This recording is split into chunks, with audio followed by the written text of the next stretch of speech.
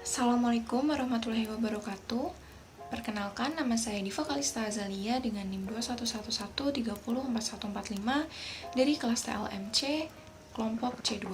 Di sini saya akan membacakan reporting mata kuliah Etika Profesi dan Hukum Kesehatan skenario 1 dengan judul Kenapa Menolak. Baik, sebelumnya saya akan membacakan skenario terlebih dahulu. Seorang anak umur 3 tahun datang ke klinik dengan keluhan demam 3 hari. Kemudian dokter menganjurkan untuk melakukan pemeriksaan darah rutin. Kemudian pasien datang ke laboratorium untuk melakukan pemeriksaan darah tersebut. Ahli teknologi laboratorium medis di laboratorium tersebut telah melakukan pengambilan darah. Namun, sampel yang diambil belum mencukupi kebutuhan pemeriksaan. Kemudian dia meminta izin kepada keluarga untuk dilakukannya pengambilan darah yang kedua. Namun keluarga pasien menolak untuk dilakukannya pengambilan darah tersebut. Keluarga pasien menanyakan tentang regulasi dan wewenang serta standar operasional pemeriksaan darah yang sesuai dengan hukum dan etika kesehatan. Selanjutnya, saya akan memberikan penjelasan mengenai learning outcome yang pertama, yaitu menjelaskan wewenang dan standar operasional pemeriksaan darah. Nah, sebelumnya saya akan memberikan sedikit informasi mengenai flebotomi. Jadi, flebotomi merupakan suatu kegiatan untuk memperoleh spesimen darah pasien untuk diperiksa di laboratorium. Maka dikenal pula istilah flebotomis atau pelaksana flebotomi. Nah, sering kita jumpai seorang ATLM atau ahli teknologi laboratorium medis melaksanakan tindakan pengambilan darah pasien untuk keperluan pemeriksaan. Maka hal tersebut tidak lepas dari wewenang seorang ATLM. Untuk menjadi seorang flebotomis, ATLM harus memiliki kemampuan dan kompetensi flebotomi yang diperoleh dari pendidikan ataupun pelatihan yang dinyatakan secara tegas di dalam sertifikat kompetensi. Sertifikat kompetensi tersebut harus dikeluarkan oleh lembaga pendidikan terakreditasi ataupun lembaga sertifikasi tertentu.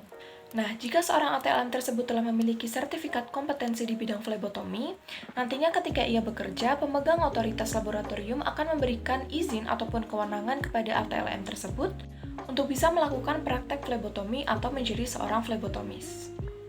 Dari penjelasan tersebut dapat dikatakan bahwa wewenang seorang ATLM untuk bisa menjadi seorang flebotomis adalah ketika ia mampu memiliki kemampuan dan kompetensi di bidang flebotomi serta mendapatkan izin dan kewenangan dari pihak pemegang otoritas di laboratorium untuk melaksanakan praktek flebotomi tersebut.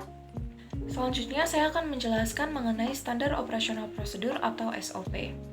Nah, standar operasional prosedur atau SOP adalah suatu pedoman tertulis yang digunakan untuk menggambarkan bagaimana suatu proses harus dilakukan dengan semestinya.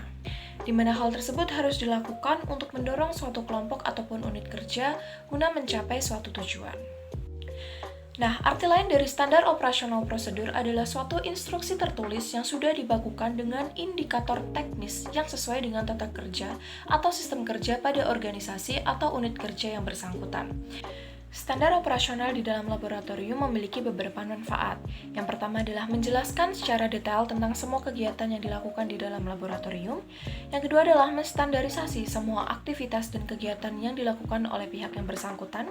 Yang ketiga adalah mengurangi waktu pelatihan karena kerangka yang sudah distandarkan sesuai dengan ketentuan. Yang keempat adalah membantu dalam proses analisa yang sedang berlangsung dan memberikan umpan balik bagi pengembangan standar operasional prosedur atau SOP. Yang kelima adalah meningkatkan konsistensi pekerja karena sudah terarah dan jelas. Yang keenam adalah dapat meningkatkan komunikasi antara pihak manajemen dengan pekerja.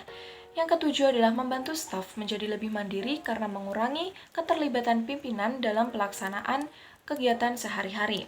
Dan yang kedelapan atau yang terakhir adalah membantu menelusuri penyebab kesalahan-kesalahan prosedural dalam memberikan pelayanan terhadap konsumen untuk menjamin kualitas pelayanan yang baik. Lalu, standar operasional prosedur seperti apa sih yang perlu dilakukan oleh seorang ATLM ketika melakukan praktek flebotomi? Yang pertama adalah memberikan salam kepada pasien. Yang kedua, lakukan pendekatan kepada pasien dengan ramah dan tenang, serta buatlah pasien senyaman mungkin. Yang ketiga adalah jelaskan maksud dan tujuan tentang tindakan yang akan dilakukan. Yang keempat adalah meminta pasien untuk meluruskan lengannya dan pilihlah tangan yang melakukan banyak aktivitas. Yang kelima adalah meminta pasien untuk mengepalkan tangannya. Yang keenam adalah pasangkan torniket kira-kira 10 cm di atas lipatan siku. Yang ketujuh adalah pilih bagian vena mediana cubiti atau cephalika. serta lakukan perabaan atau palpasi untuk memastikan posisi vena tersebut. Nah, vena akan teraba seperti pipa kecil, elastis, dan memiliki dinding yang tebal. Jika vena tidak dapat teraba, lakukan pengurutan dari arah pergelangan siku, atau lakukan pengompresan hangat selama 5 menit di daerah lengan. Selanjutnya, bersihkan kulit yang akan diambil darahnya dengan menggunakan kapas dan alkohol 70%. Biarkan sampai kering dengan catatan kulit yang sudah dibersihkan tersebut tidak boleh dipegang kembali. Selanjutnya adalah tusuk bagian vena dengan jarum yang menghadap ke atas. Jika jarum telah masuk ke dalam vena, maka darah akan masuk ke dalam spuit. Usahakan pengambilan darah ini hanya dilakukan dalam 1 kali tusuk saja. Setelah itu, torniket dilepas. Setelah volume darah dianggap cukup, mintalah pasien untuk membuka kepalan tangannya. Yang terakhir adalah letakkan kapas di tempat suntikan, lalu tarik jarum suntik tersebut, tekan kapas beberapa saat, lalu beri plester. Nah, dalam melakukan praktek flebotomi tersebut, kita sebagai seorang ATLM juga perlu melakukan dokumentasi. Nah, dokumentasi apa yang perlu kita lakukan selama melaksanakan pengambilan sampel tersebut? Yang pertama adalah mencatat tanggal dan waktu pelaksanaan tindakan. Yang kedua adalah mencatat hasil pengkajian sebelum, selama, dan setelah tindakan. Dan yang terakhir adalah mencatat hasil observasi pasien selama dan setelah tindakan. Terdapat beberapa sikap yang perlu dimiliki oleh seorang ATLM dalam menjalankan tugasnya.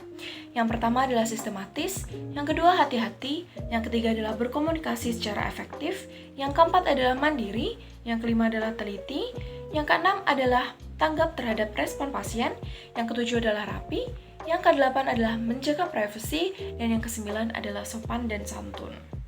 Selanjutnya, saya akan memberikan penjelasan mengenai learning outcome yang kedua, yaitu tentang etika yang tepat saat berkomunikasi dengan pasien ataupun dengan keluarga pasien.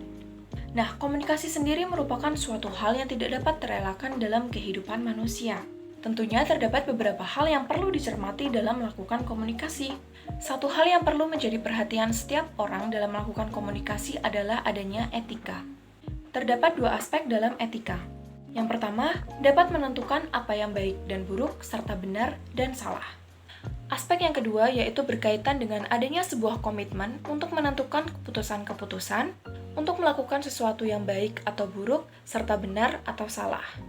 Nah, etika sendiri memiliki peran yang sangat penting dalam menjaga hubungan antar umat manusia, di mana proses komunikasi yang diiringi dengan adanya sebuah etika akan menciptakan keharmonisan dalam kehidupan bermasyarakat.